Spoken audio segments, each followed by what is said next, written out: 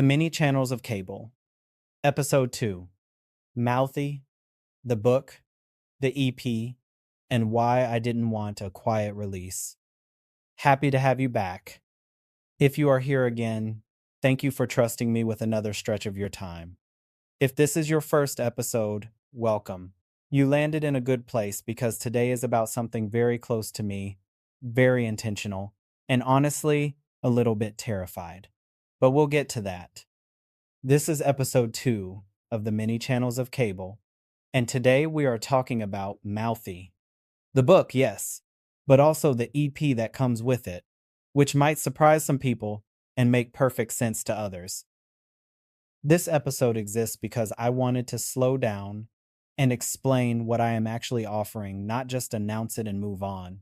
I want you to understand the heart of it, the why behind it, and why I chose to do this in a way that feels a little different. Because let's be real, the standard advice for releasing a book is usually pretty safe. Write the words, print the words, do a polite reading at a bookstore with some lukewarm wine, go home.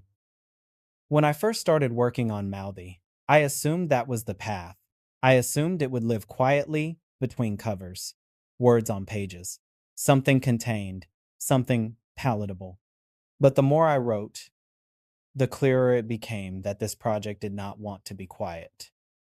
The poems were not whispering. They were not asking politely to be understood. They were demanding. They wanted breath. They wanted rhythm. They wanted sound. And I realized something important. My voice has always been part of the work, whether I acknowledged it or not. If you know me, you know I don't exactly whisper through life. So why would I ask my art to sit still and be quiet? That is where the EP came in. I want to talk about that for a moment, because I know some of you might be thinking, an EP for a poetry book? Cable, are we dropping a mixtape? Yes, exactly. See, a traditional audiobook is great. It's useful. It's accessible. But it felt incomplete for this. It felt like a translation when what I wanted was an experience. A standard audiobook is a narration. It's polite. It reads the text on the page, so you don't have to. I didn't want to just read the book out loud. I wanted to give it another life. A parallel version. Something you could listen to while driving, while walking, while lying on the floor, staring at the ceiling at midnight, wondering if you're the drama. Spoiler, sometimes we are the drama, and that's fine. The EP is not a replacement for the book. It is a companion. It is Mouthy expressed through sound, cadence, intention, and energy. It is part spoken word, part anthem, part offering. And let's address the sass of it all. The audacity of asking you to listen, not just read. We live in a world that loves to tell people, especially expressive people, to tone it down, to be digestible, to fit into the algorithm, or the genre, or the box. Mouthy is my refusal to fit in the box. This is not about perfection or polish. It is about presence. I think we underestimate how powerful it is to hear someone claim their own voice in real time. Not a character, not a narrator using their indoor voice. A real person saying, "This is what I lived. This is what I felt. This is what I am no longer carrying quietly." The EP is my way of giving that to you. It is my gift. Not something to consume passively, but something to sit with, move with, return to, when you need a reminder that your voice is allowed to take up space. Because text on a page allows you to project your own tone onto it. That's the beauty of reading. But audio forces you to hear my tone. It forces you to hear the grit in the sentence. The pause where I had to catch my breath, because the truth was heavy. And I also want to be transparent about something. Releasing an EP alongside a book is vulnerable. It is personal. It removes a layer of distance that the page alone can sometimes provide. When you hear someone's voice, you hear their breath, their pauses, their certainty, and their hesitation. That scared me. I had moments in the recording process where I thought, is this too much? Am I being too much? That is a question I think a lot of us ask ourselves. Am I too much? And usually the answer the world gives us is yes, be less. But the answer Mouthy gives is no, be more, which is how I knew I needed to do it. Everything meaningful I have ever made has scared me a little at first. If I'm not slightly terrified of hitting publish, I probably held something back, and I promised myself I wouldn't hold back with this project. The word anthem matters to me here. An anthem is not just a song you like. It is something you come back to when you need grounding, or fire, or reassurance.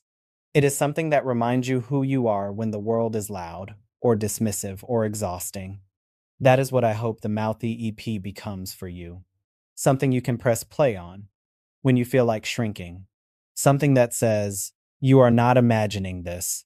Something that affirms that being expressive, emotional, thoughtful, or outspoken is not a flaw. It's not a flaw to have a voice that shakes the room. It's a feature. This EP exists because I know what it is like to need that reminder. I know what it's like to scroll through a feed of perfectly curated, quiet, aesthetic lives and feel like a tornado in a library. Here is the truth. Mouthy is not about being loud just for attention. Anyone can scream. This isn't about volume. It's about veracity. It is about being honest without apology. It is about unlearning the idea that your voice needs a permission slip to exist.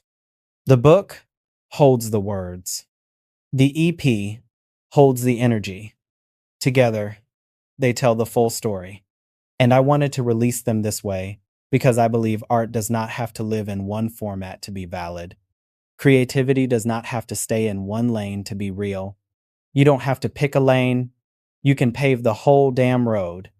This is me practicing what I preach. This project is not about performance. It is about connection. If you read Mouthy, I hope you find pieces of yourself reflected back to you.